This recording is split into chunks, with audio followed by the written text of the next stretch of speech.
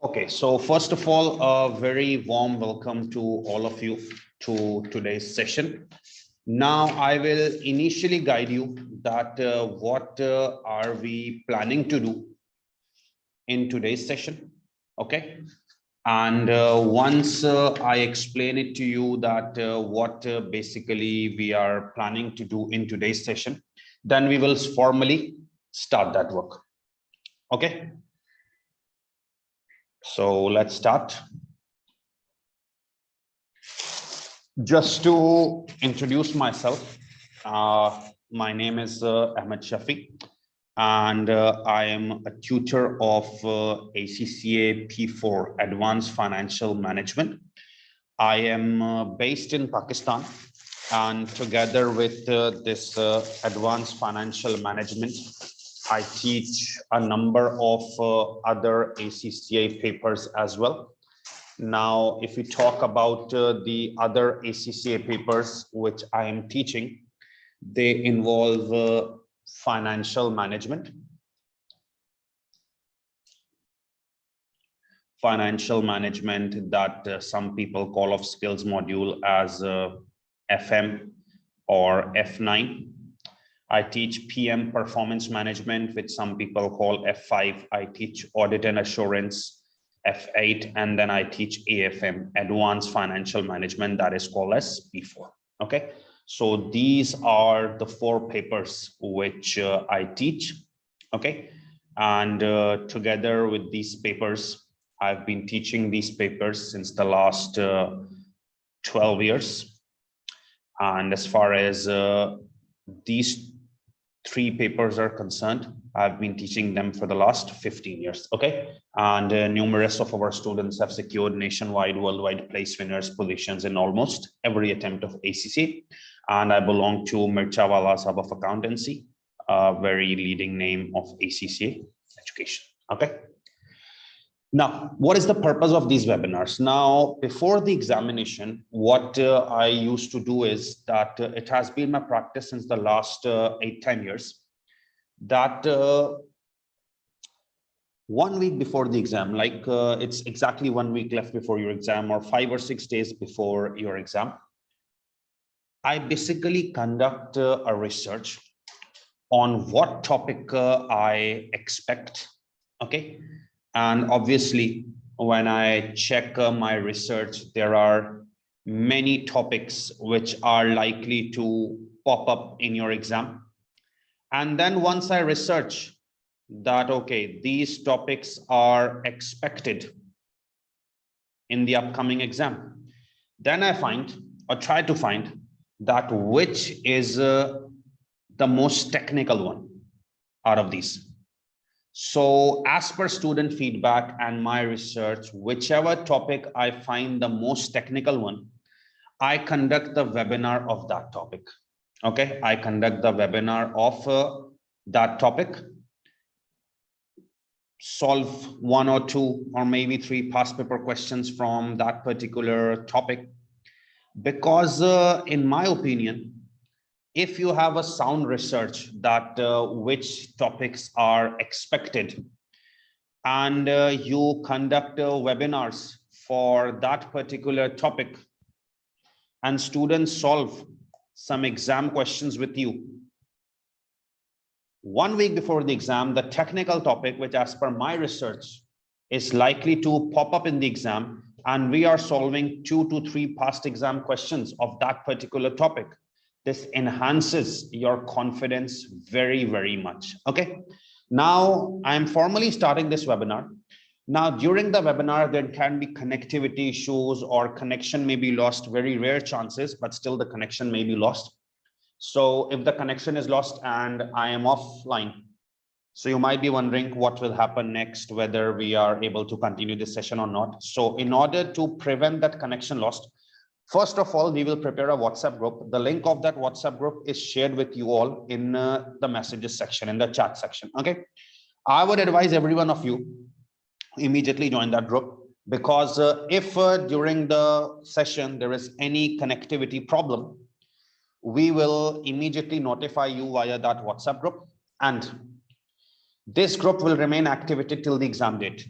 So obviously there are going to be many students who will be joining this group, because many students don't prefer live session. They will take the recording of that later. So there will be 100, 120 people joining this group. Until the examination, you can coordinate with each other as well, discuss things with each other as well. Believe me, this is also going to improve your performance very, very much. Okay, so I am repeating one last time that I've sent you a WhatsApp group link in the chats. Please request to all of you to join it. Okay.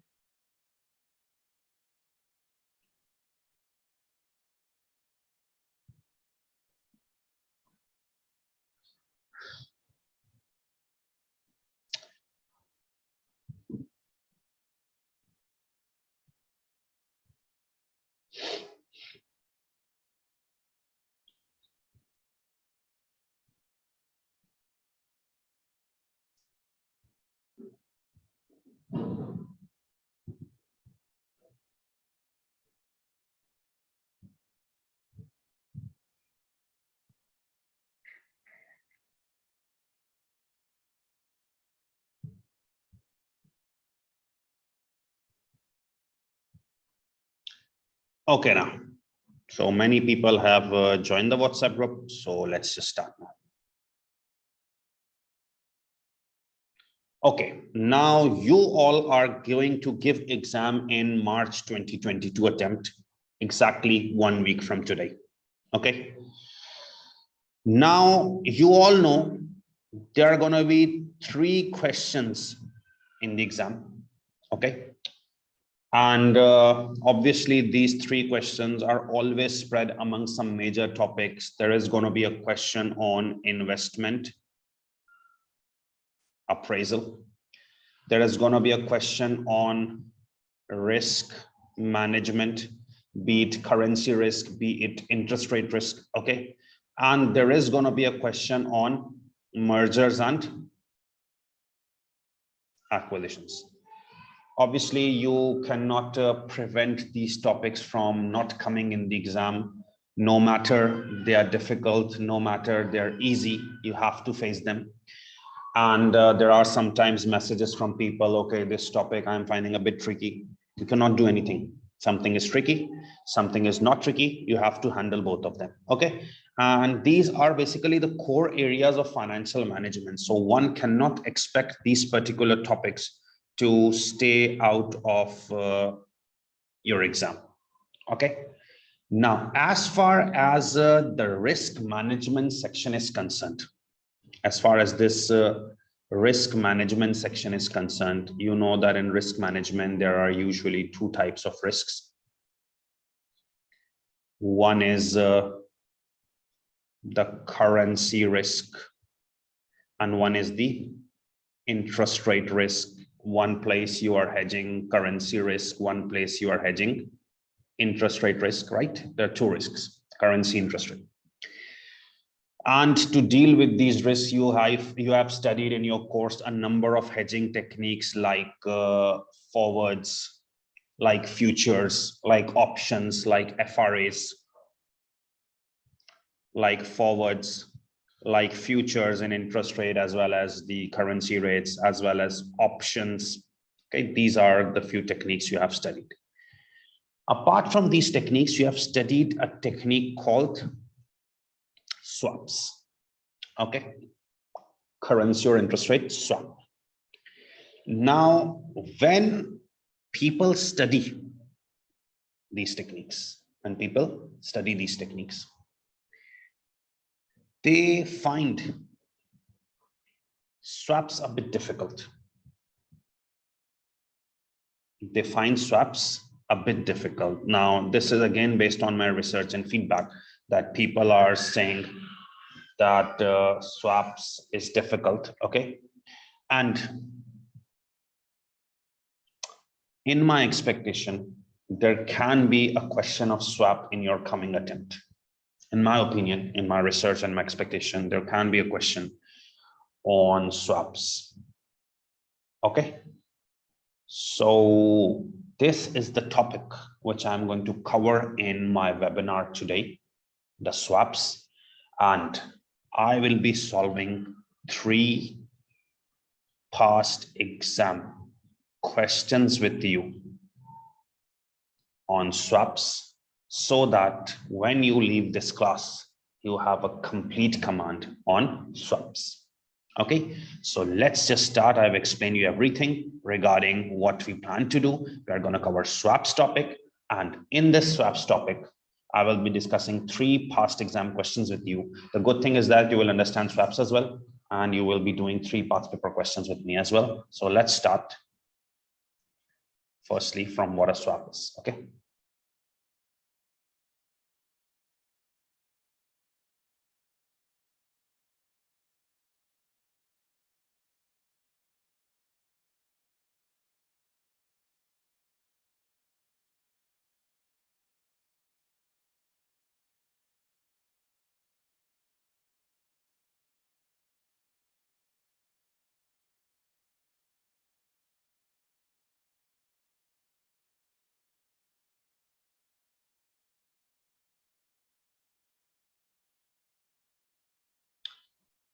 Okay, now what basically a swap is?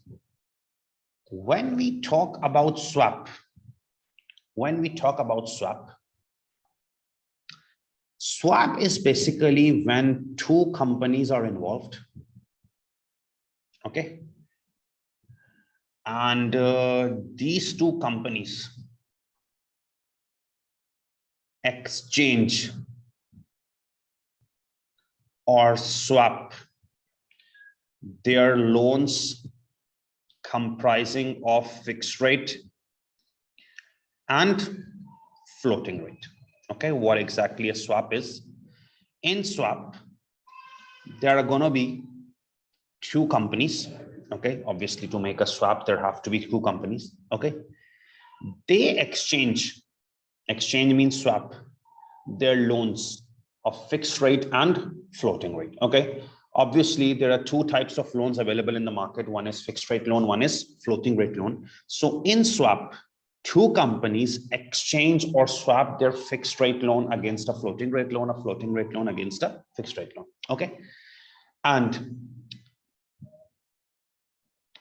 both companies end up getting loan at lower rate than they would get without swap. Okay, in swap, 2 companies exchange their fixed rate loan and floating rate loan with each other, and the end result is that both companies end up getting loan at lower rate than they would get without swap. So this is the core advantage of swap. Obviously, if both are getting a rate higher than they originally get without entering into swap, why they would enter into the swap? So in swap, both will exchange. Now you don't know how they will exchange. I will teach you that. But in swap, both will exchange their fixed rate and floating rate loans with each other, and both will end up getting loans at lower rate than they would get without swap. Okay.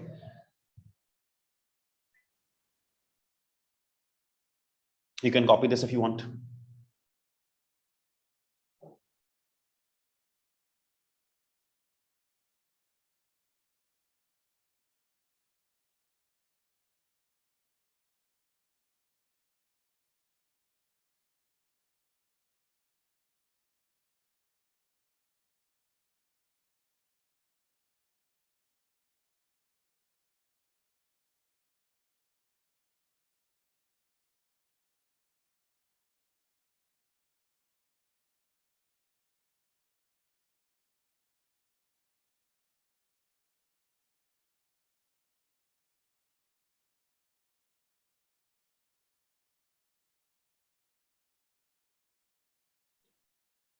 Okay, now I just gave you an idea that in swap there are going to be 2 companies and both will exchange their fixed rate and floating rate loans with each other, and in the end, by entering into swap, both will end up getting loans at lower rate than they would get without swap.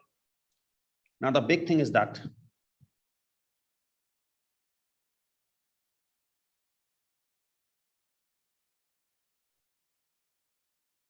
how to make a swap. The big thing is that how to make a swap. Now, making a swap, different tutors have different strategies, but since you are taking my class, you need to follow my strategy. Now, maybe that would be different from the examiner strategy, but we will end up at the same answer. Okay. How to make a swap. Now, making swap is just a matter of two-step approach. Making swap is just a matter of two-step approach.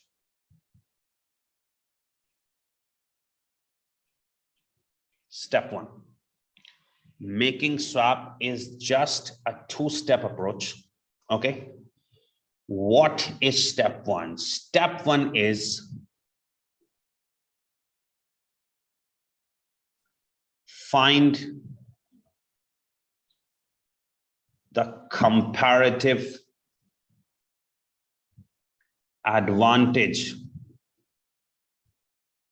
due to swap. Find the comparative advantage due to swap. Now, I've invented a new term, comparative advantage. Find the comparative advantage due to swap. Now, please pay attention. There are going to be two companies.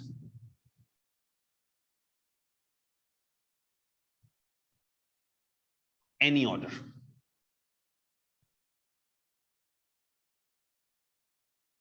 Okay. There are going to be two companies, any order. Okay. Usually, the company two will always be the counterparty. Although it doesn't matter if you rearrange the columns, write counterparty first, company one later, it won't matter because any order is allowed. But obviously, if you talk about suggestion, the main company is going to be the first column, which is entering into the swap, main company entering into the swap, and counterparty column two. Main company entering into swap, column one, and the counterparty with which swap is taking place, company two. Okay, this is the columns which you have to make. The main company entering into the swap, column one, comparative advantage, column two. Okay. Try to find the comparative advantage. Main company entering into the swap, column one, and counterparty, column two, company two. Try to find the comparative advantage that if one company takes fixed rate and one company takes floating rate, one company takes fixed rate, one company takes floating rate, what net benefit they are getting. One company takes fixed rate, other takes floating rate. What comparative advantage they are getting? I will teach you how to find this comparative advantage, how to get this net benefit through comparative advantage. You have no idea who will take fixed rate, who will take floating rate, who will take fixed rate, who will take floating rate. You have no idea. You need to check and you need to decide who will take fixed rate, who will take floating rate on the basis of benefit we are getting. You will decide who will take fixed rate and who will take floating rate by checking comparative advantage. Whichever is getting the best comparative advantage, most comparative advantage, we will take that. Okay. There cannot be any rule before starting the question that who will take fixed rate, who will take floating rate. Obviously in swap, one is going to take fixed rate, one is going to take floating rate, but it entirely depends on the comparative advantage. Who will take fixed rate, who will take floating rate, that entirely depends on the comparative advantage that whichever option is giving the most comparative advantage, maybe company one fixed rate, counterparty floating rate, or counterparty fixed rate, company one floating rate, we will decide who will take what rate based on comparative advantage. Write this step one. This is not going to make your things 100% clear until we go to the question, but please follow the strategy which I'm saying. Copy this step one.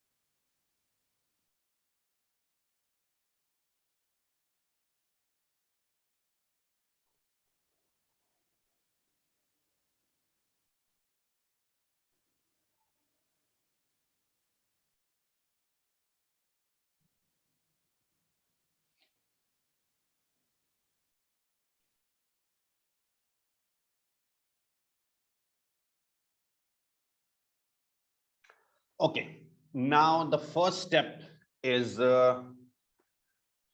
company one, main company, first column. Okay, and company two, counterparty, second column. It doesn't make any difference, but since you're following my strategy to make things easy for you, main company, company one in the first column, counterparty, second column. Who will take fixed rate loan, floating rate loan? We cannot decide. It depends on the comparative advantage. We will check by placing fixed rate, floating rate in both companies, that if they take this, what happens, if they take this, what happens, and then try to find the comparative advantage. and then decide who takes fixed rate, who takes floating rate. And then step 2, again same column, main company, company 1, first column, counterparty company 2, second column. Okay, now this is very easy. Step 2 is very easy. You need to record outflow of loan taken. Record outflow of loan taken. Okay, record outflow of loan taken. Maybe fixed rate, maybe floating rate, depends on step 1. Maybe fixed rate, maybe floating rate. Which company took fixed rate, which company took floating rate, this depends on step 1. So record outflow of loan taken, whoever has taken fixed rate, whoever has taken floating rate, as per step 1. Okay,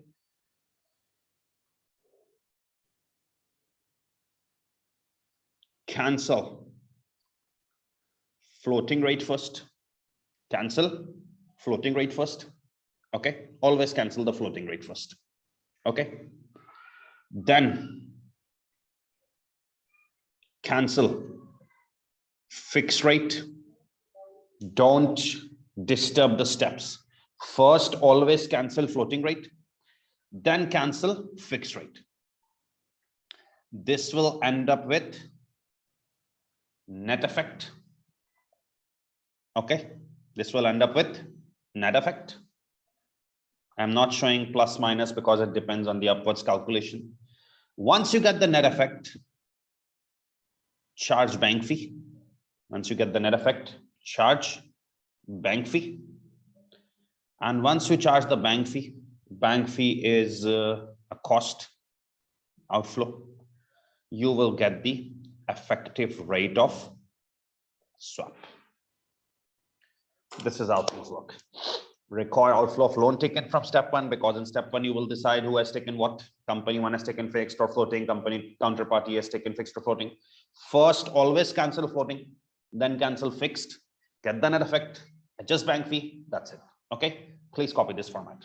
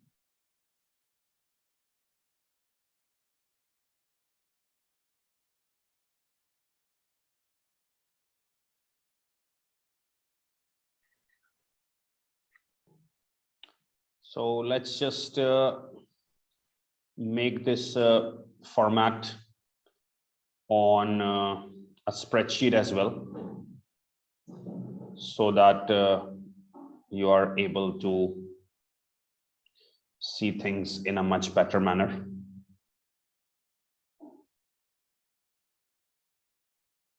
Okay, so I have told you about the format of SWAPS, right? And when we talk about the format of SWAPS, I've told you to put the main company, company one, in the first column, counterparty in the second column, okay? And decide which rate loan they will take, whether fixed or floating rate. Depends on the net benefit, also called comparative advantage. We will always prefer the option to go which is offering the most high percentage of comparative advantage, be it a fixed rate loan or be it a floating rate loan. Okay. And once we have done this, this is called the step one.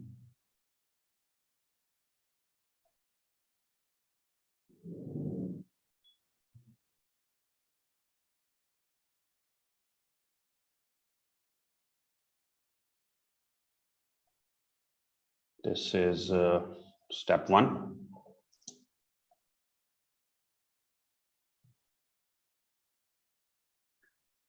And after this step, I have told you that we will move towards step two. And as far as this step two is concerned, it's again the same order, company one, company two. Okay. And we have to record the loan rate taken. Okay. Then we have to cancel floating rate first. Okay. Then we have to cancel fixed rate. Once you cancel the fixed and floating rate, you get net effect. Okay, then you adjust bank fee, and after adjusting bank fee, you're getting the final answer, effective rate of swap. Okay.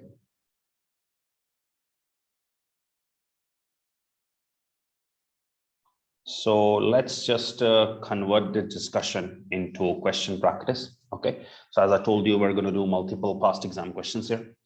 The first question, obviously it doesn't matter what order we follow. Let me just see it.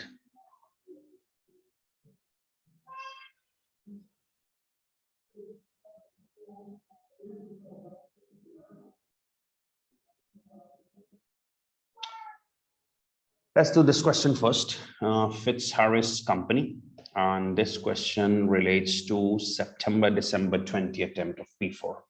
You can find it on the website as well. September-December 20 attempt of P4.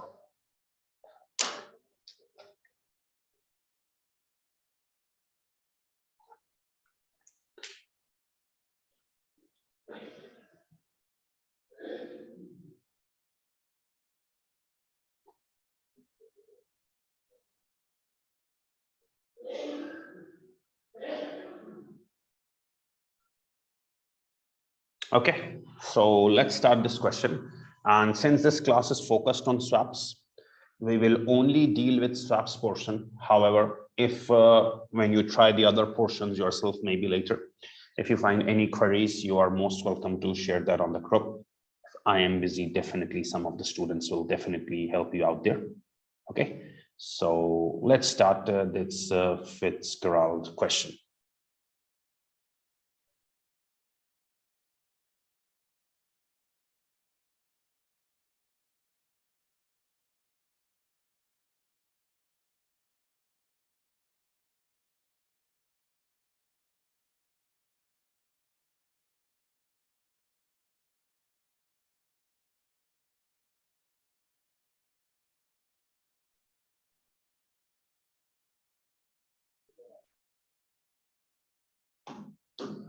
Okay.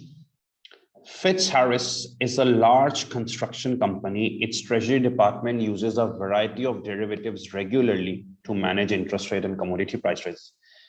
Fitzharris CEO has recently been reviewing how the treasury department uses derivatives, in particular options, to hedge risk. She has raised queries about aspects of option pricing, which she does not understand. In particular, she wants to know the impact upon option price of the time until expiry of the option and the interest rate. Transactions to be hedged. Today is 1st August. Fitzharris plans to borrow an amount of 48 million on 1st December to finance a major construction project for a period of 3 years.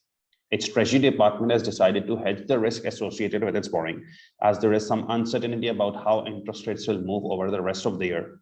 The current central bank base rate is 3.7%. Base rate is basically the interbank rate, LIBOR. Base rate is basically the interbank rate, LIBOR. It's 3.7%, but predictions in the media suggest it could rise or fall by 0.4% by 1st December.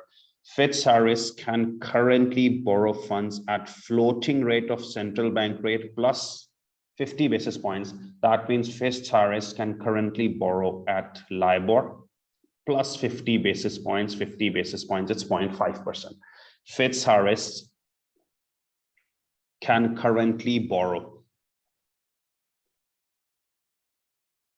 at LIBOR plus 0.5% floating. Fitzharris can currently borrow at floating, LIBOR plus 0.5%. Fitzharris Treasury Department is considering hedging the interest rate by using an interest rate swap arranged collar. Let's repeat the question again. Fitzharris is a large construction company. Its treasury department uses a variety of derivatives regularly to manage interest rate and commodity price risk. So Fitzharris is a construction company. Treasury department uses a variety of derivatives regularly to manage interest rate and commodity price risk. Fitzharris CEO has recently been reviewing how the treasury department uses derivatives, in particular options, to hedge risk. She has raised queries about aspects of option pricing which she does not understand. In particular, she wants to know the impact upon option price of the time until expiry of the option and interest rate. Okay. Transactions to be hedged. Today is 1st August. Fitzharris plans to borrow amount of 48 million on 1st December to finance a major construction project for a period of 3 years. Treasury department has decided to hedge the risk associated with borrowing, as there is some uncertainty about how interest rates will move over the rest of the year. The current central bank base rate is 3.7. I told you base rate is LIBOR, but predictions in the media suggest it could rise or fall by 0.4%. So base rate is 3.7 and predictions suggest it could rise or fall by 0.4%. Fitzharris can currently borrow funds at floating rate of central bank base rate plus 50 basis points. Fitzharris Treasury Department is considering hedging the interest rate risk by using swap or collar. So the important point to note that Fitzharris can currently borrow funds at base rate LIBOR plus 50 basis points floating. Okay. Now the heading of swap, pay attention. Fitzharris Bank has found a possible counterparty for a swap with Fitzharris. The counterparty can borrow at floating rate of base rate LIBOR plus 130 basis points. 130 basis points is 1.3%, or a fixed rate of 4.8%. Okay. Fitzharris Bank has quoted it a fixed rate of 4.6%. So Fitzharris Bank has quoted, above it was floating rate, now fixed rate of 4.6%. Now, counterparty can borrow at floating rate of LIBOR plus 1.3% or fixed rate of 4.8%. The bank would charge a fee of 5 basis points. 5 basis points means 0.05% to each party individually to act as the intermediary of the swap. So bank would charge a fee of 5 basis points, 0.05% for each party. Both parties would share equally the potential gains from swap. Okay, both parties would share equally the gain from swap. Now, if you look at the question, you have clearly got information about Fitzharris, the main company, and the counterparty's fixed rate and floating rate. Counterparty and the Fitzharris. Both companies' fixed rate and floating rate details are present. This will always be present in the question. There is never a chance that both parties' fixed and floating rates are not given. If that is the case, you cannot solve the question. If that is the case, you cannot solve the question. So ensure that fixed rate and floating rate percentages are found in the exam, because it would be given. It's your job to find it. Okay. I'm not reading callers.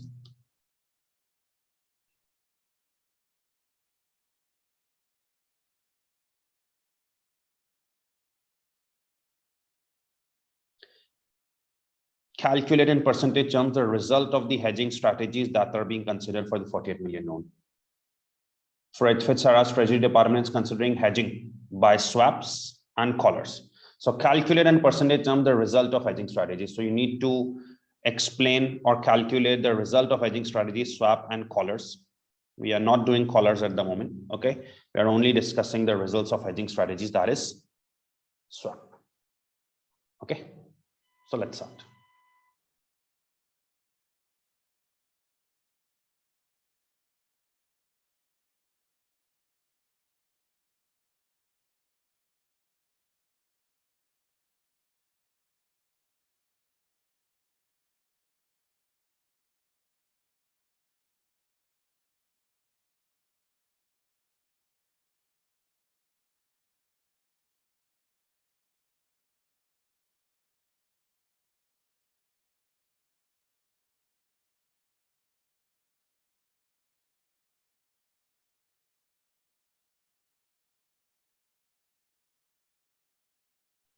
Now we need to calculate the result of hedging strategies in the hedging strategy swap. Okay, so in order to make a swap,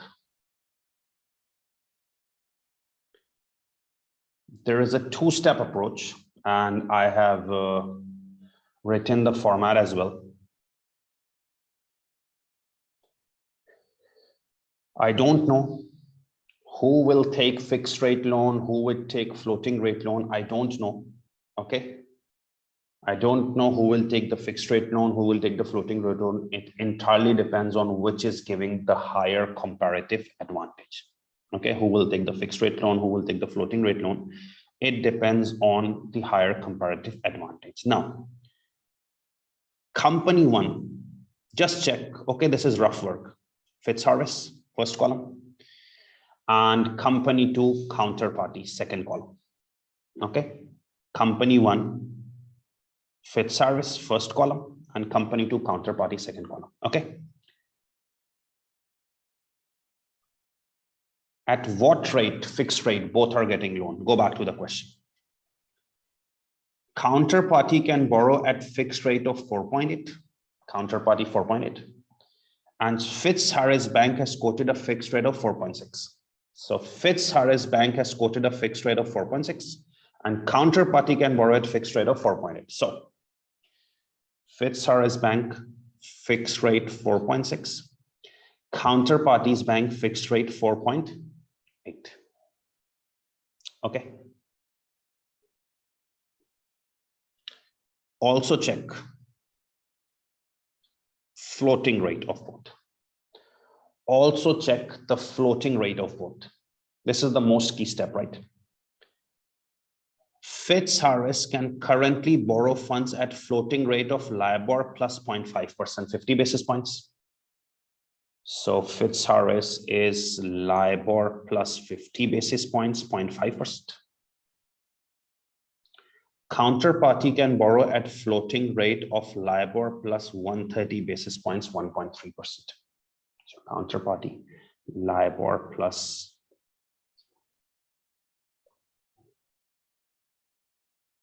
Okay.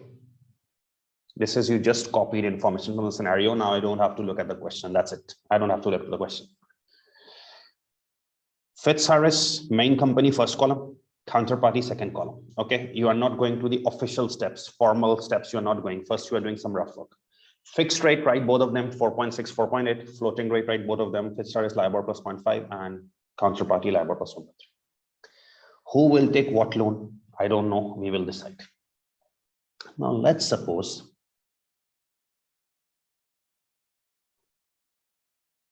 if Fitzharris takes fixed and counterparty takes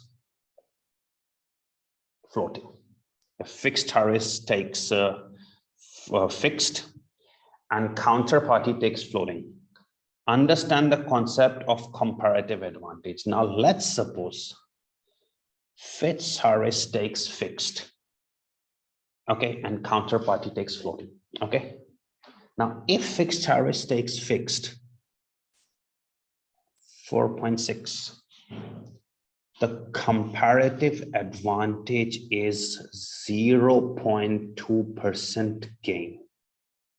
If Fitzharris takes fixed at 4.6, the other was getting at 4.8. So the comparative advantage is 0.2% gain. And if counterparty takes floating, the comparative advantage is LIBOR plus 0.5, LIBOR plus 1.3, 0.8% loss. So the net comparative advantage would be 0.6% loss. What option did I check? If Fitzharris takes fixed 4.6, obviously other was getting at 4.8. You took at 4.6. So it's 0.2% gain. And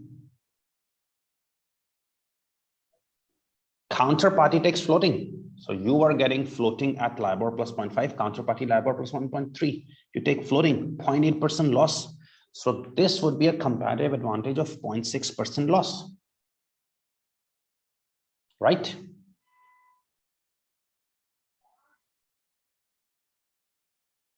Check other as well.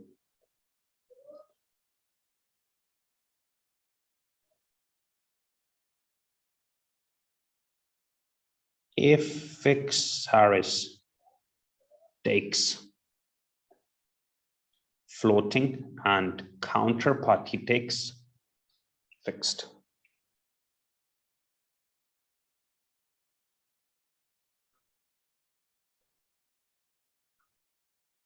Now, if Fitzharris takes floating,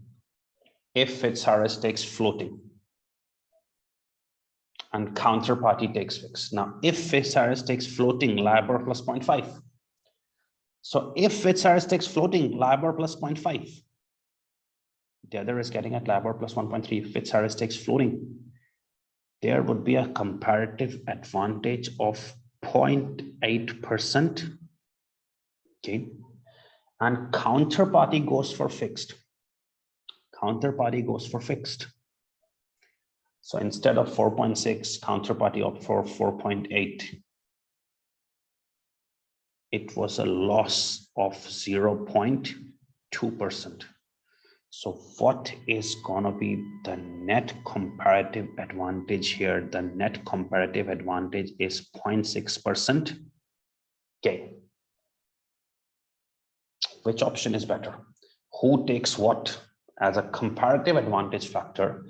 This seems better because in that it was 0.6 loss. Here it's 0.6 gain. So comparative advantage is in the second option.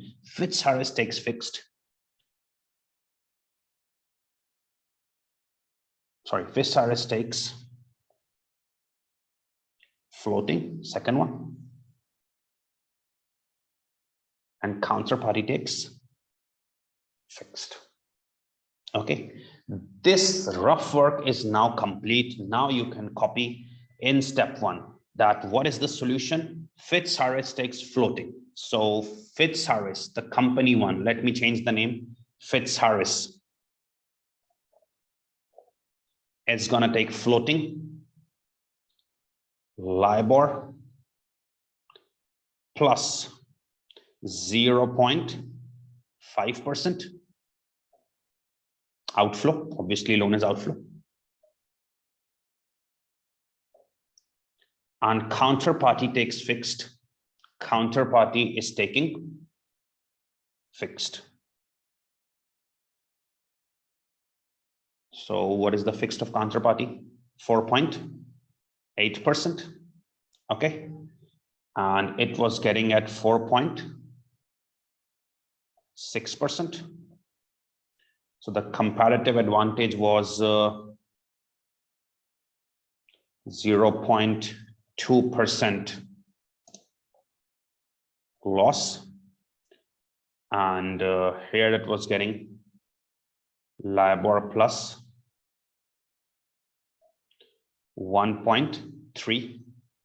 So this resulted in 0.8% gain. Okay, so the net impact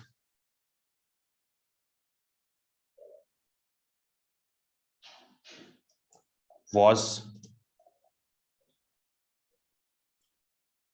0.6% gain. And when the net impact of 0.6%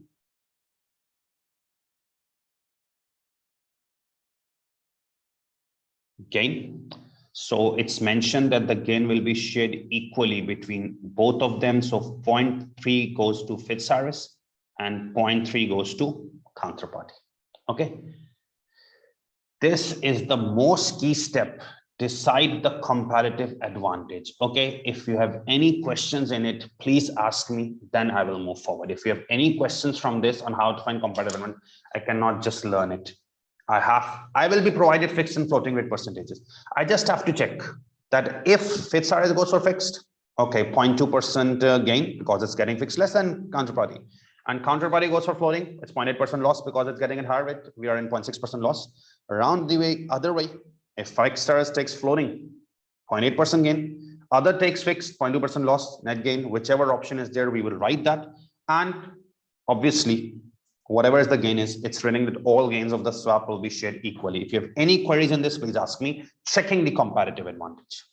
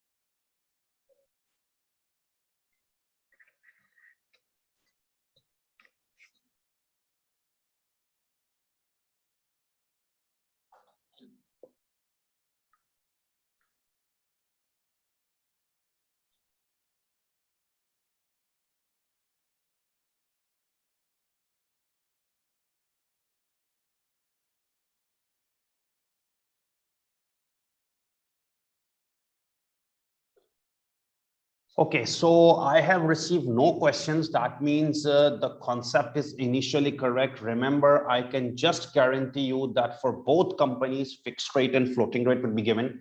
You have to check the comparative advantage yourself and decide who will take what. Please pay attention to this. Who will take what? Please pay attention to this. Just check.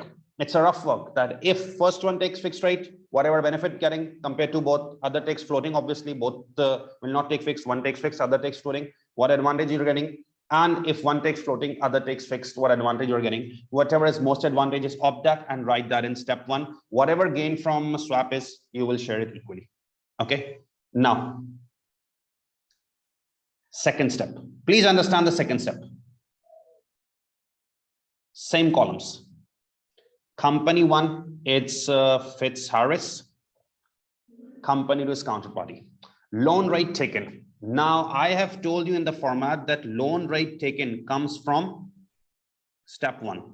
In step one, you have decided who will take what. In step one, you have decided who will take what. So who will take what?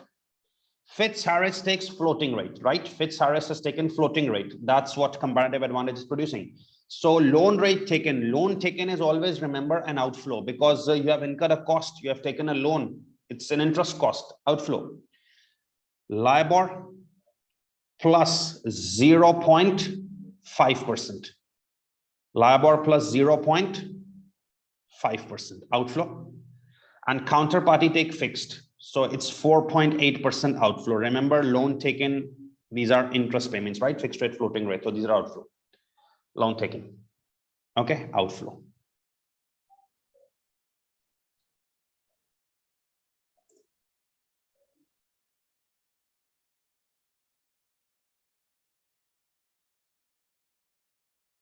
Okay.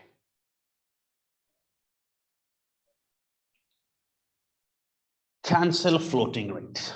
Cancel floating rate. Now, whatever LIBOR plus 0.5 it is taken, cancel floating rate. Now, how will you cancel this floating rate? You will cancel this floating rate by creating an inflow. You will cancel this floating rate by creating an inflow, LIBOR plus 0.5. So obviously, when this inflow is created, then only this can get cancelled. Okay, so cancel floating rate by creating this inflow. But for this inflow to be received to Fitzharris, counterparty has to bear an outflow.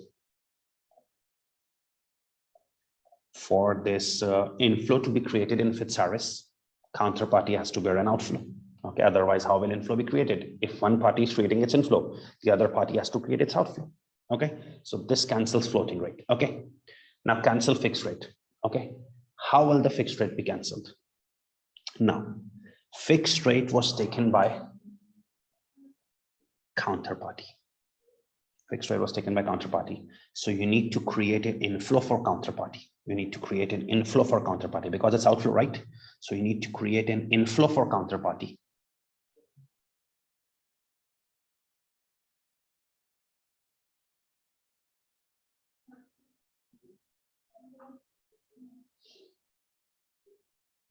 Now we need to cancel fixed rate. So fixed rate is taken by counterparty. To cancel it, we need to create an inflow for counterparty, but counterparty's inflow will be created like this. The inflow will be to the counterparty. So Fitzharris has to bear outflow. If inflow is to be making with the counterparty, Fitzharris has to bear an outflow. It will bear outflow fixed rate. At what fixed rate Fitzharris is getting?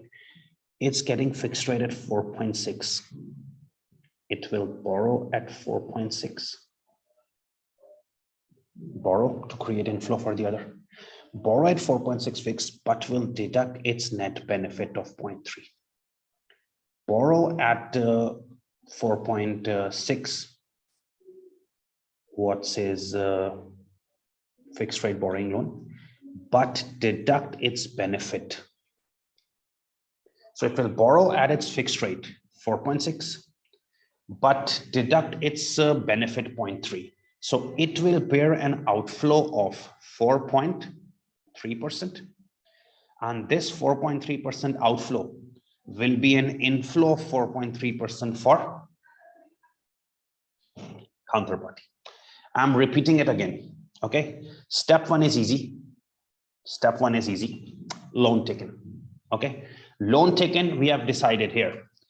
Fitzharris takes floating and counterparty takes fixed. So loan taken, Fitzharris floating, LIBOR plus 0.5, counterparty fixed, negative 4.2. Loan taken, it's interest outflow. Cancel floating rate. So cancellation will be by showing inflow to Fitzharris, LIBOR plus 0.5, but to show inflow of Fitzharris, there has to be outflow from counterparty, LIBOR plus 0.5. Then cancel fixed rate. So fixed rate will be cancelled by showing an inflow for the counterparty.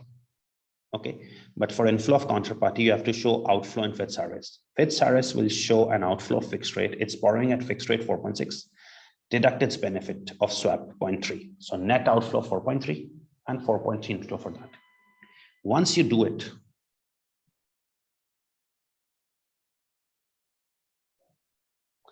that's it. Find the net effect. Now, net effect is mathematical calculation. Net effect, it's mathematical calculation. Now, what is the mathematical calculation here? Please pay attention. Negative LIBOR plus 0.5 and positive LIBOR plus 0.5. Negative LIBOR plus 0.5, positive LIBOR plus 0.5. Cancel. So what is the net effect remaining? Negative 4.3%. Right? Because negative LIBOR 0.5 and positive LIBOR 0.5 got cancelled. Both got cancelled. In this column, only 4.3 negative is remaining. Check the working of this column. Negative 4.8. This is negative 4.8 and positive 4.3. Negative 4.8, positive 4.3 creates negative 0.5. Negative 4.8, positive 4.3 creates negative 0.5. Negative 0.5. Negative 0.5 adjusts into this LIBOR plus 0.5, which is also negative. So in negative LIBOR plus 0.5, when you adjust this negative 0.5 as well, this makes it negative LIBOR plus 1%. LIBOR plus 0.5 is already negative, and we adjust negative 0.5 as well. So negative 0.5 already, adjust negative 0.5 as well. It makes LIBOR plus 1% negative. Okay, this is the net effect. Bank fee. Bank fee is 5 basis points for both. So 5 basis point means 0.05%. This is also an outflow. 0.05%, 5 basis points. This is also an outflow.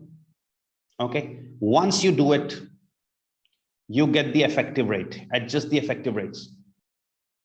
See the mathematical working again. Negative 4.3, negative 0.05 creates negative 4.35 because negative is positive. Negative 4.3, negative 0.05. This creates negative 4.35. Negative LIBOR plus 1, negative, and negative 0.05. This makes it LIBOR plus 1.05% negative. Okay, LIBOR plus 1 is negative and then 0.05 also negative. So this makes it LIBOR plus 1.05 negative. And these are the effective rates of swaps. Okay, now there are things which are tricky in this. Okay, I want you to copy this. I will repeat this again. And that's why I've taken 3 past paper questions so that by the end of the class, you have a sound command of this. Okay, so please copy this. Okay. So Manur, coming back to your question, if he takes 4.6 for company 1 and 4.8 for company 2. So company 1 taking fixed rate means 0.2 benefit. Floating rate company is getting LIBOR plus 0.5. See, ignore LIBOR, it's 0.5. And the other is taking at 1.3. So 0.5 and 1.3. Fitzharris was getting at 0.5. They're taking for 1.3. Extra 0.8. Extra means loss.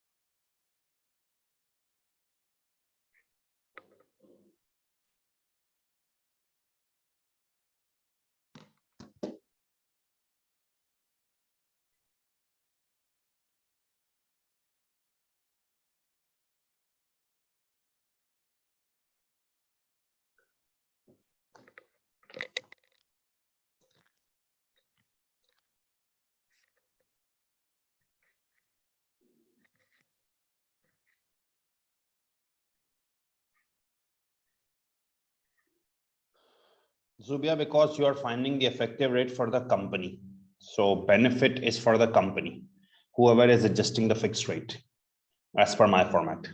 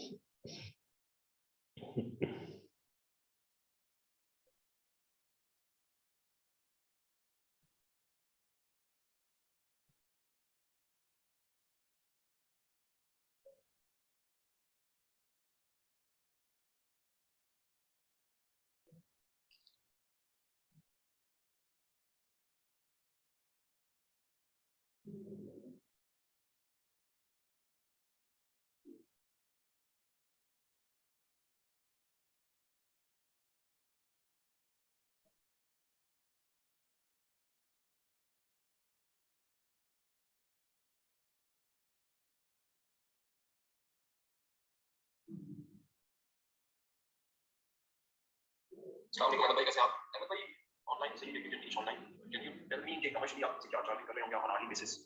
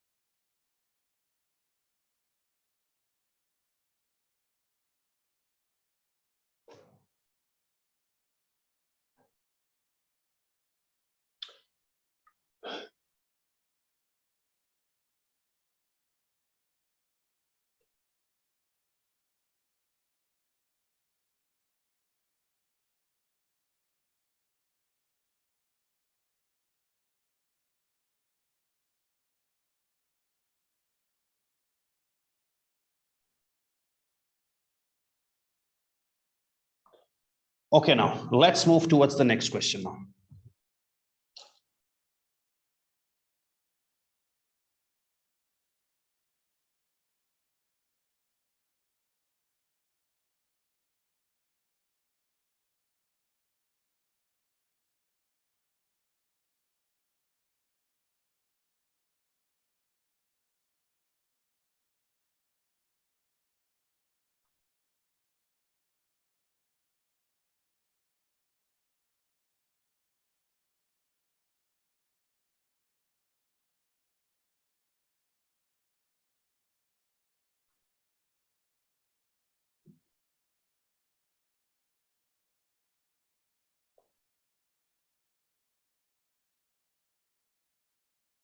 Okay. The next question which we are going to do is,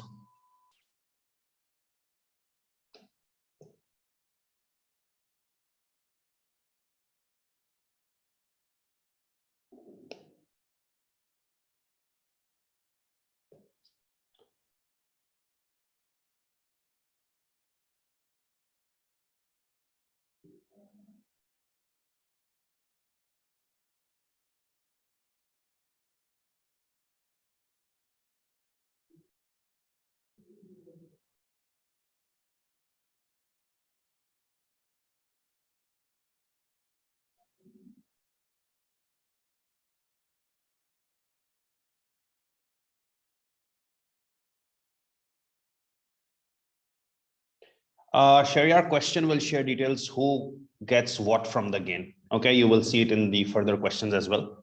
So now let's move towards the next question. This question is from March-June 17 attempt of ACCA, and it's a BurryX company. So let's start this question.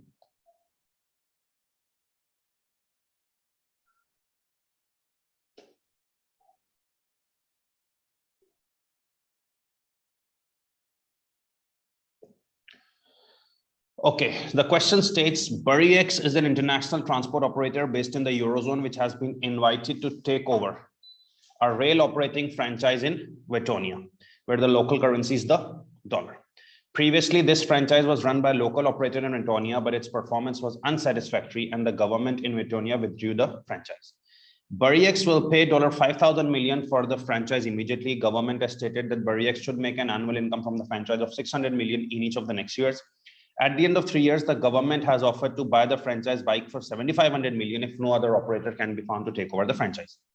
Today's spot rate between Euro and Vetonia is Euro 0.1430 equals $1. Predicted inflation rates are as follows. Inflation rates for Eurozone are given, for Vetonia are given.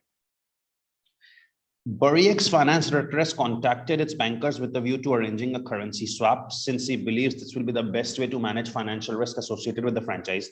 The swap would be for the initial fee paid for the franchise, with a swap of principal immediately and in 3 years time. Both these swaps being at today's spot rate, BurryX Bank would charge an annual fee of 0.5% in euro for arranging the plan. So BurryX Bank will charge a fee of 0.5%. Okay, BurryX Bank would charge a fee of 0.5%. BurryX would take 60% of any benefit of the swap before deducting bank fees, but would then have to pay 60% of the bank fees. So see, Shariar, as far as your question was concerned, the solution is here. BurryX Bank would charge a fee of 0.5%. BurryX would take 60% of the benefit of the swap. This time it's not equally. 60% of benefit is taken by BurryX Bank and would have to pay 60% of the bank fees. Borrowing rates are, okay. BurryX company and counterparty, 2 columns are given. Fixed rate loan are given, 4%, 4.8%. And in the other country, floating rates are given. It's bank rate plus 0.6. That means it's LIBOR plus 0.6 and bank rate LIBOR plus 0.4. Okay. In order to provide BurryX board with an alternative hedging method to consider, the FD has obtained following information about over-the-counter options in Vetonia from a company's bank. The exercise price is Vetonia dollar per euro. Premium is percentage of amount hedge. And there are 2 rates are given in options, call options, put options, assume discounted at 14%. Okay. I want you to read this question once more. Please read it once more.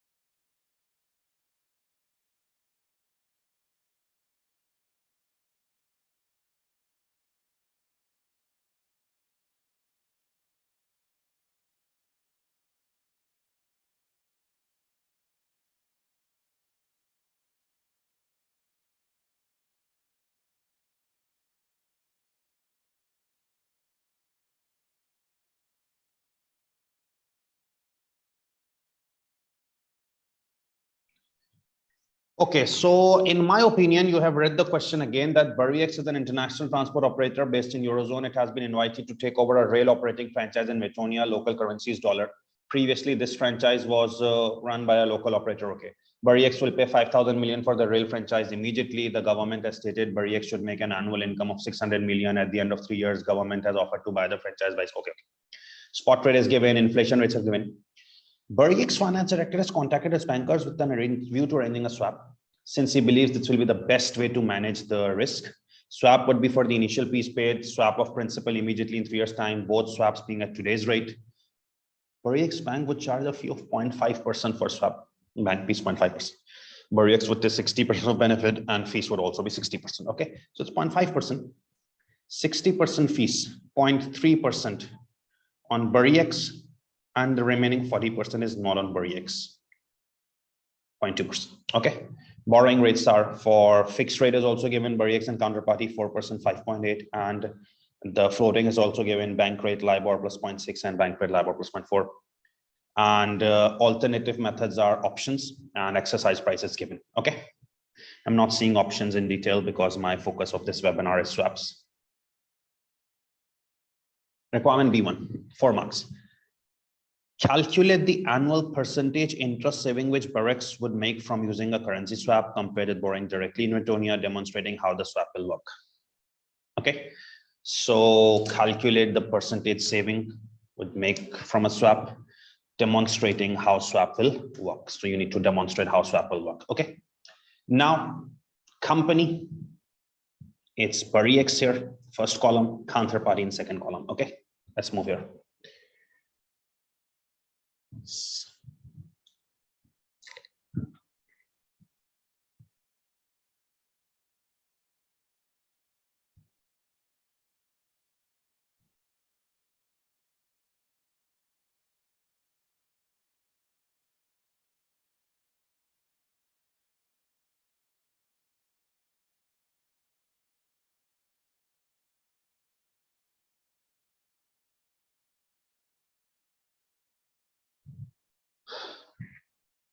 BurryX, counterparty, 2 columns. Okay, just write the fixed rate and floating rate because percentages for both will be given, then we will find the comparative advantage. So BurryX fixed rate is 4 and counterparty is 5.8. So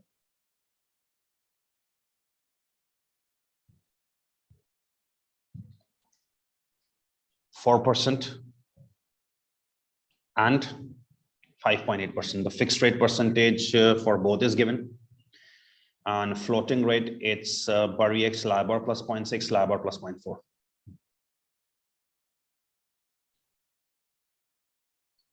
Okay, now I will try to find the comparative advantage because I don't know who will take fixed, who will take floating. Okay.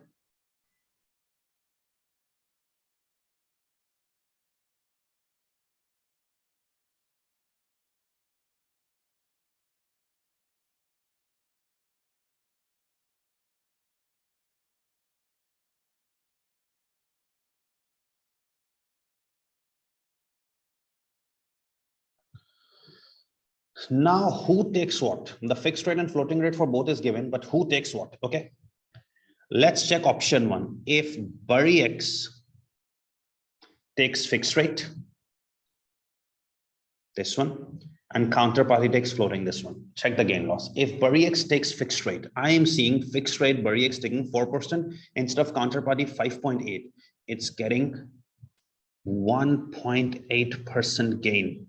Comparative advantage if BurryX takes fixed rate 4 instead of 5.8. Okay, compare 1.8% gain. And if counterparty takes floating, so if counterparty is taking floating, this again makes it LIBOR plus 0.6 instead of that LIBOR plus 0.4 less, 0.2% gain. Okay, so the comparative advantage here is 2% gain. Okay, if you say that BurryX, I'm checking option 1, BurryX takes fixed. So BurryX fixed means 5.8 instead of 4. So 4 instead of 5.8, 1.8% gain. And obviously counterparty takes floating, LIBOR plus 0.6. It takes LIBOR plus 0.4 at less, 0.2% gain. Comparative is 2% gain. And Check second option. If Bury X takes floating and counterparty fixed. Now, if Bury X takes floating, LIBOR plus 0.6. So if Bury X takes floating, LIBOR plus 0.6, expensive instead of LIBOR plus 0.4, it's 0.2% loss. Okay. And if counterparty takes fixed, counterparty is taking fixed 5.8 instead of 4%. It's 1.8% expensive, 1.8% loss. So it's 2% loss. Which is the better option? This one, that Bury X takes fixed, counterparty takes floating. Bury X takes fixed and counterparty takes floating. Bury X takes fixed, counterparty takes floating. This is resulting in the most comparative advantage. And now you can basically enter into step one after the rough work. That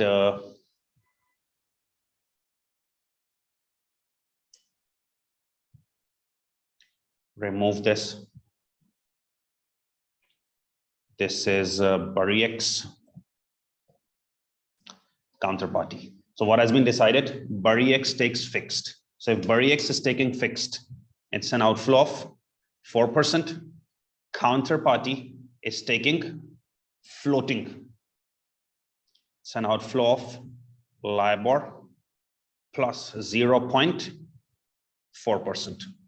This is what is finalized. Bury X taking fixed, counterparty floating. Compare that to show the comparative advantage. Bury X taking fixed, counterparty was offering at 5.8%. So Bury X taking fixed gives you a comparative advantage of 1.8%.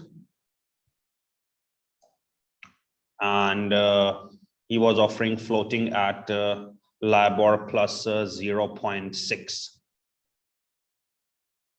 So counterparty took floating. That means there was a gain of 0.2%. So the net comparative advantage is 2% gain. And remember, 60% Bury X. So 60% of 2%, it's 1.2% Bury X, and 40% to counterparty, that's 0.8%. Okay, this is our first step.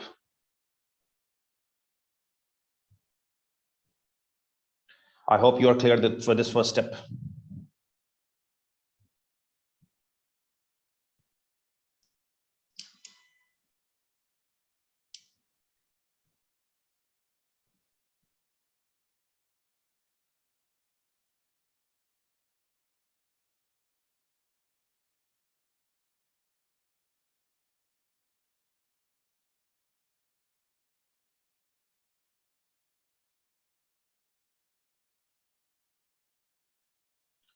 Okay.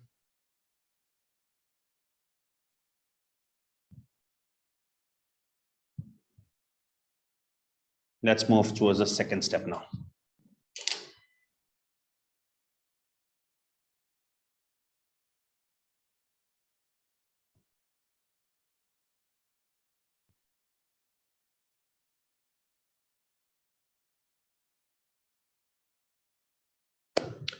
Now, let's move to the second step. First step is very easy. Change it, Bury X counterparty, loan rate taken. You have already decided that Bury X will take fixed. So outflow of Bury X is 4%. And counterparty takes floating. That's what is decided, right? Bury X takes fixed.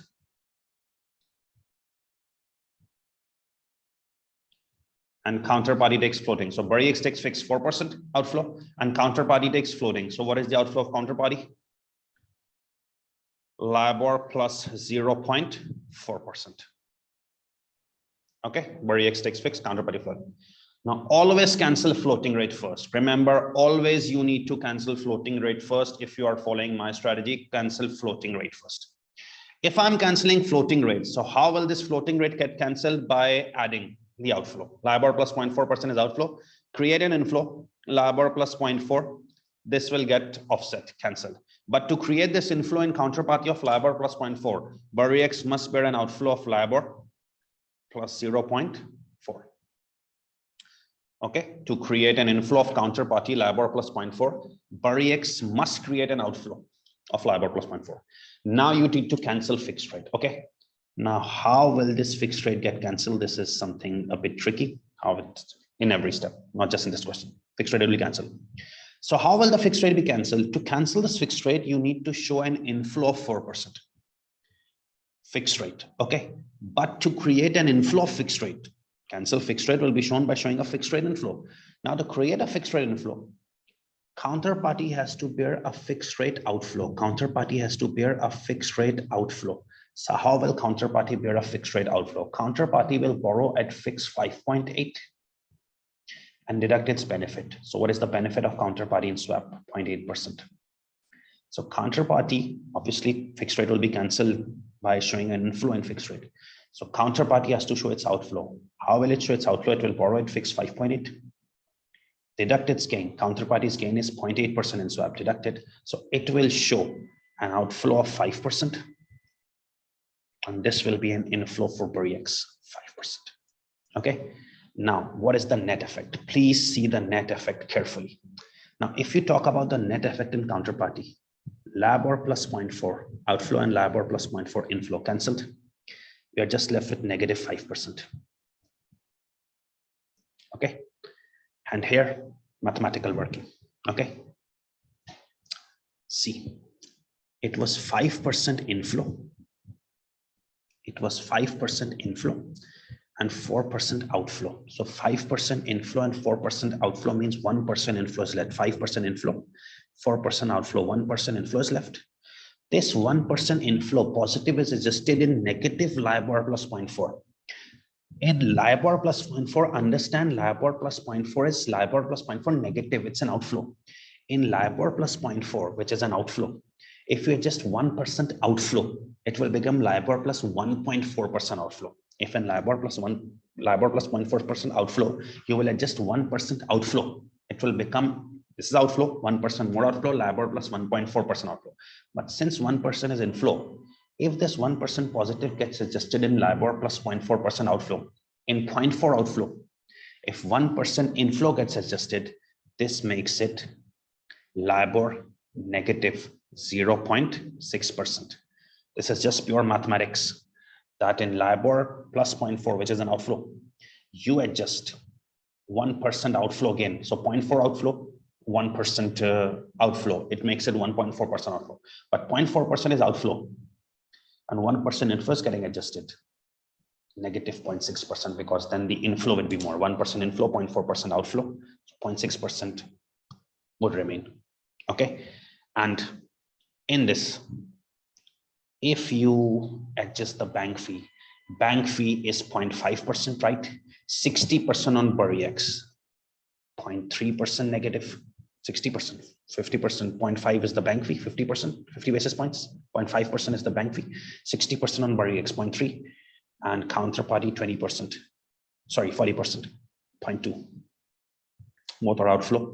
Adjust this outflow again, negative 5, negative 0.2, negative 5.2. Okay. LIBOR minus 0.6 and then negative 0.3 makes it LIBOR minus 0.9%. Okay, please copy it now.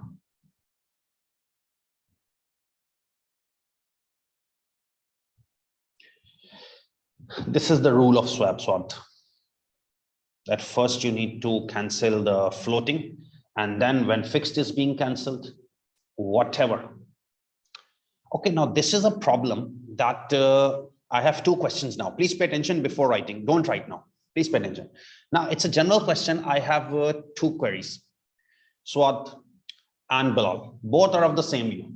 In the previous question, we deducted from Fitzharris. In this question, we deducted from counterparty. That means you want to learn, rote learn, that if in previous question we deducted from counterparty or Fitzharris, every question should follow the same strategy. This is not how it works. All questions cannot be same. Why do you people expect that every question has to be the same one? No, it's just following the approach that from step one, we don't know who will borrow what. You can compare with the previous question. In the previous question, Fitzharris took floating and counterparty fixed. Now it's opposite.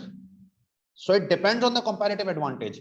And whoever takes fixed or floating, first you have to cancel floating. Now, if you will be first canceling floating and then fixed, in the previous question, the loans were taken by Fitzharris and floating. So obviously the impact would be different. And now the loan is taken by Burry X fixed, the impact would be different. So just follow the pattern that first you have to cancel floating, no matter whoever is taking floating. Once you cancel floating, obviously the fixed has to be cancelled by other party. And note it, that's why I am giving you a third question, and I will try to give you 10-15 minutes so that the third question is done by you. And if you do it yourself, it will also be different. You will be all set. Okay.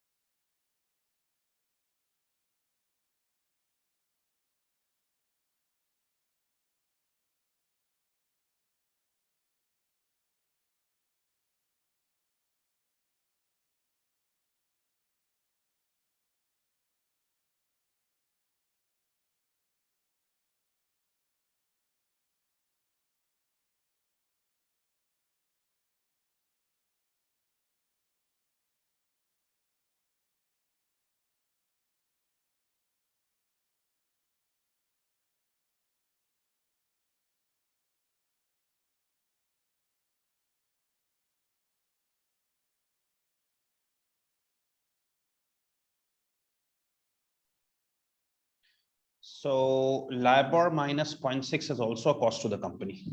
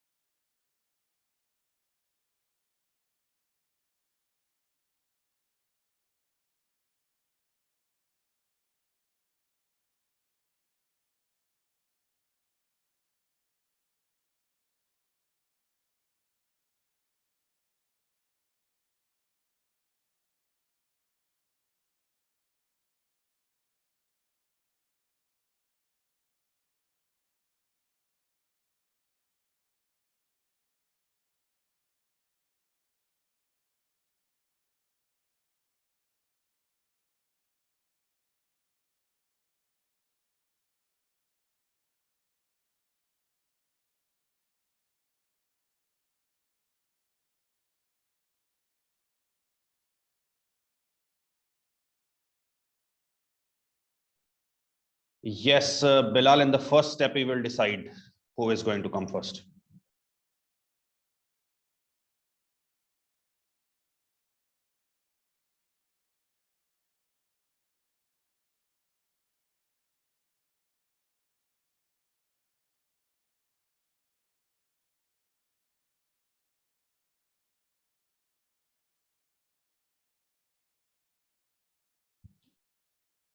दादा मैं इसी पे लगा हूँ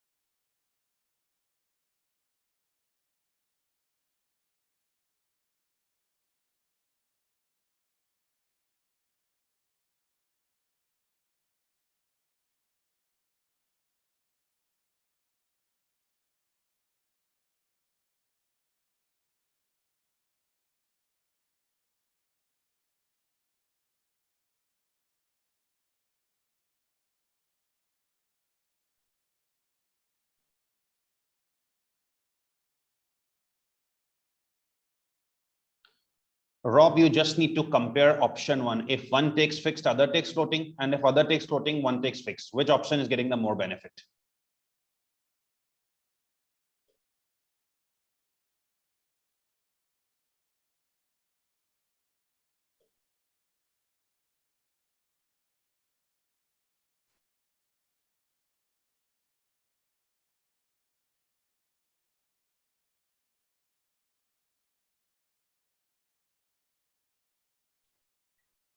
What's that?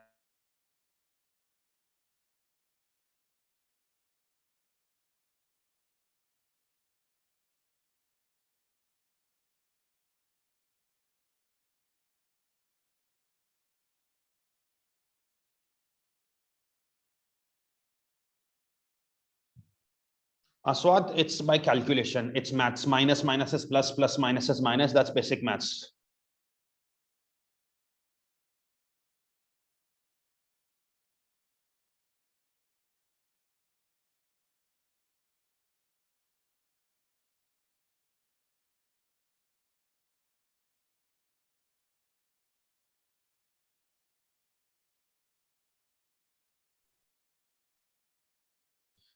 Okay, Swat, for you, it's negative 0.4 and positive 5. This makes it 1% positive. When 1% positive gets adjusted in this negative 0.4, this makes it 0.6 negative.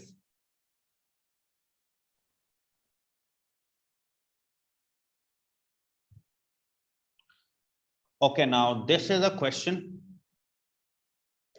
which is the third one and the last one we're doing.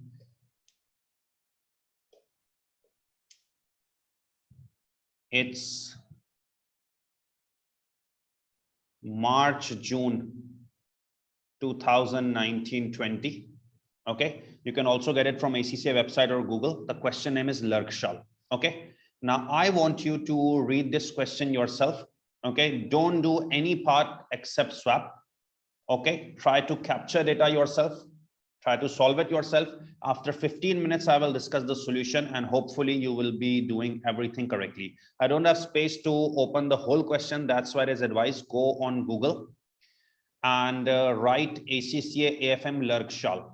Okay, this is March, June 2019 Lurkshall. Okay, and do its swap portion. Okay, after 15 minutes, I will be discussing the answer. First, I want you to solve on your own.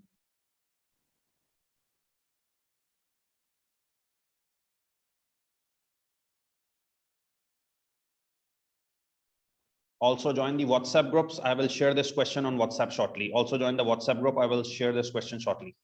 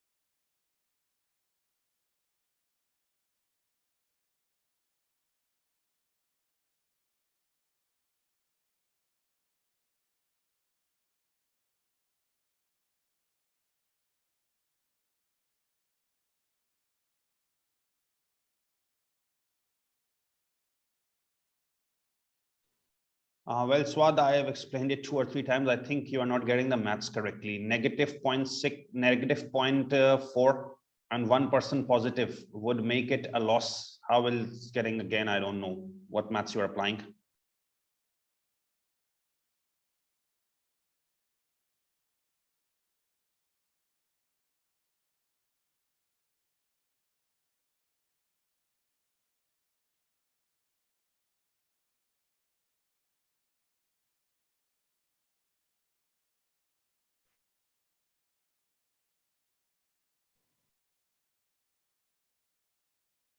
I think you better move on to the next question. We will see it later.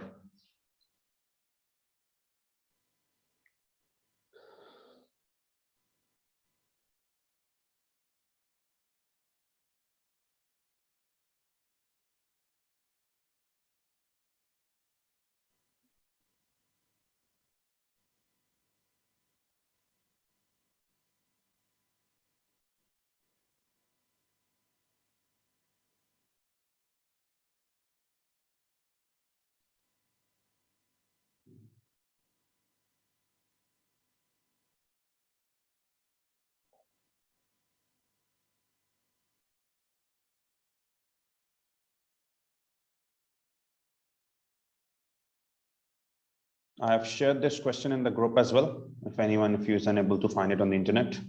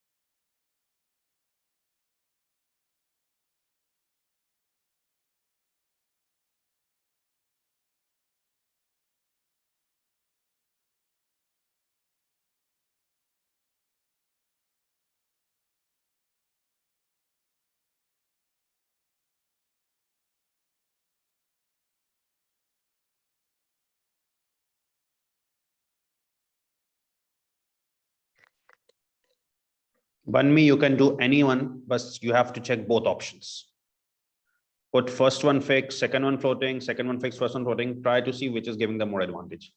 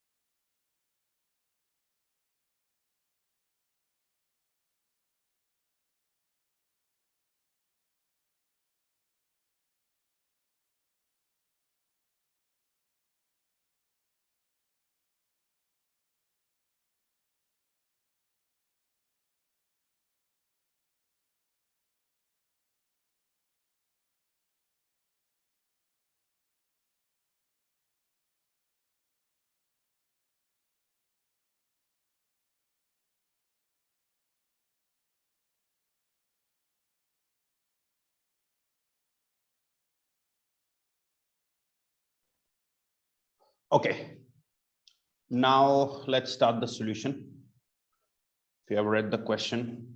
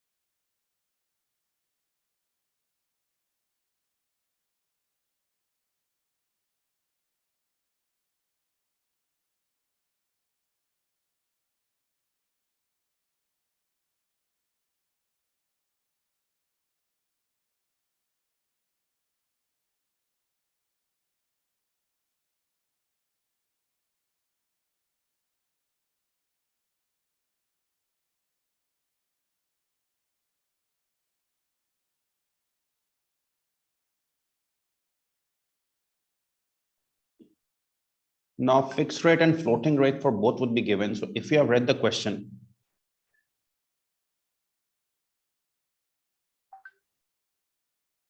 so the company is getting, I think, at LIBOR plus 0.5.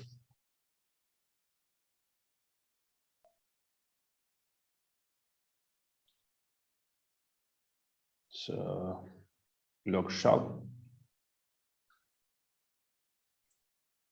counterparty, LIBOR plus 0.5. And it's getting fixed rate.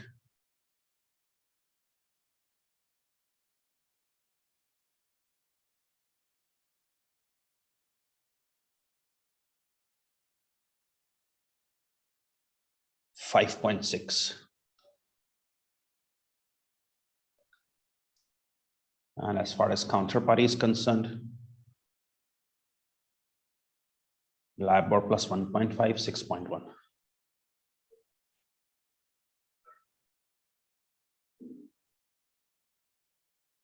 Did you catch this information correctly?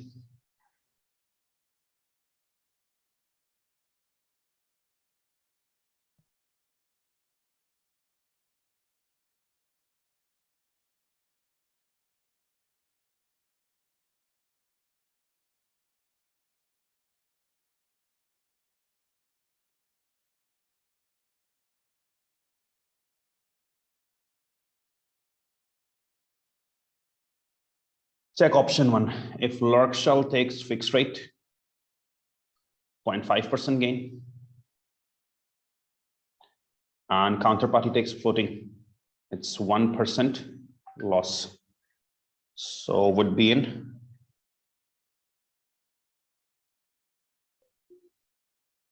1% loss, 0.5% gain, 0.5% loss. Okay. And if Bursize takes floating, 1.5 instead of 1.5, Lurkshall takes floating, so it's 1% gain. Counterparty takes fixed, 0.5% loss, so it's 0.5% gain. Okay, so this is a gain, so that means this option is better. Lurkshall takes floating, counterparty takes fixed. Benefit of swap, I think, is shared equally, 0.25, 0.25. Okay.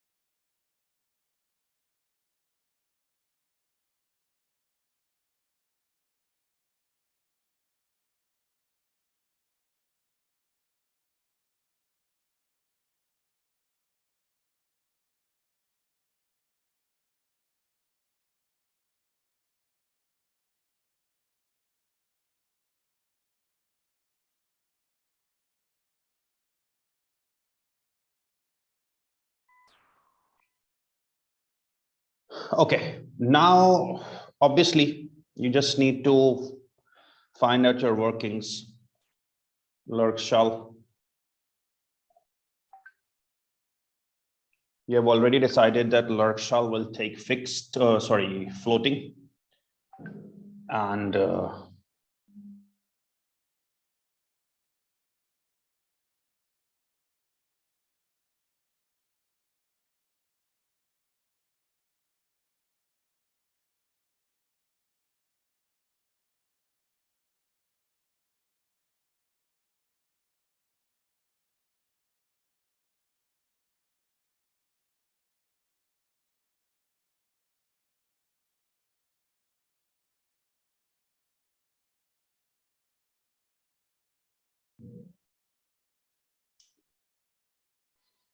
so lurk shell has taken floating. That's LIBOR plus 0.5. Counterparties was LIBOR plus 1.5. Okay, so lurk shell has taken floating and counterparty fixed. So fixed for counterparty was 6.1 and for here it's 5.6. Okay, so comparative advantage if lurk shell is taking floating, it's 1% gain, and counterparty is taking fixed, it's a 0.5% loss. So the net is going to be 0.5% gain, and this gain will be split equally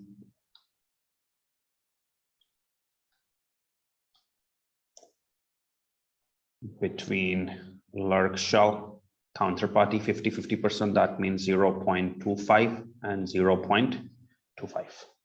Okay, I hope you got the first step correctly.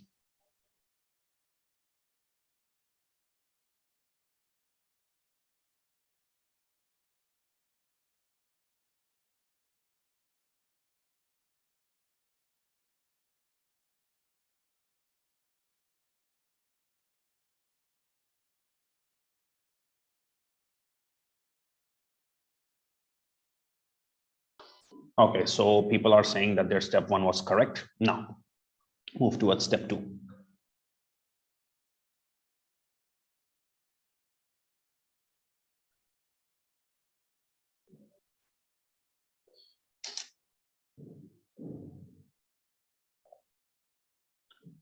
Okay, loan taken. So loan taken is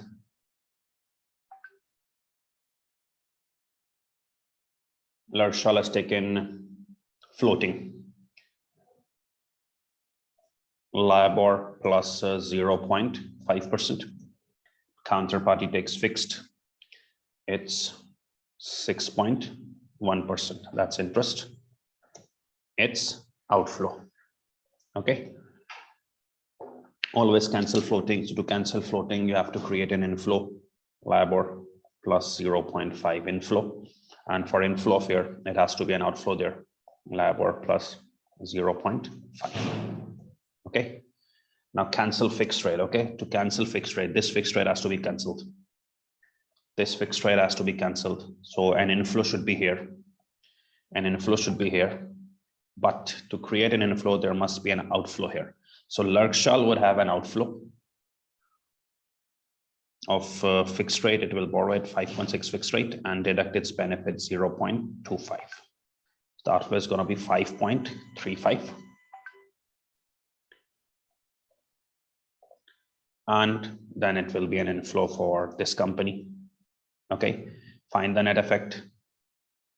Both of these are cancelled now. So the net effect is negative 5.35. Here, maths applied, 5.35 is positive, 6.1 is negative. So 5.35 positive and 6.1 negative. It's 0.75 negative. So 0.75 negative. Okay. negative 0.75, and this is also LIBOR plus 0.5 negative. So negative 0.75 and negative 0.5. This is not positive 0.5, it's negative 0.5. Negative 0.75 and negative 0.5 makes it LIBOR plus 1.25%. Okay. And the bank fee is 10 basis points for each, which is also an outflow. 10 basis points is 0.1%. 0.1%. Okay, so 5.35 negative, 0.1 negative. This makes it negative 5.45. And negative 1.25, negative 0.1. This makes it negative 1.35. Okay, any questions?